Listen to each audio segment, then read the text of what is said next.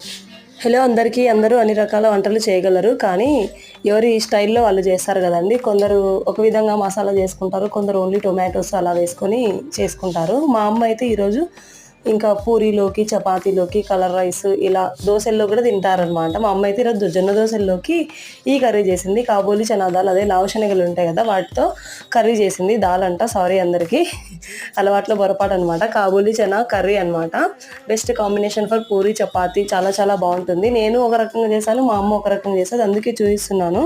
నేను ఇలా చేస్తాను, నేను చేసినప్పుడు పెడతానమాట. మీరు ఇక నచ్చితే ఒకసారి ట్రై చేయండి. మా అమ్మ అయితే టొమాటో, వెల్లుల్లి, కొబ్బరి పేస్ట్ చేసి ఆనియన్స్లో వేసేసి మళ్ళీ తర్వాత కారం, పసుపు, ధనియా పౌడరు, గరం మసాలా వేసి ఒక 3 విజిల్లకు పెట్టింది. నేనైతే కుక్కర్లో ఉడకబెట్టిన తర్వాత మళ్ళీ చేశానమాట.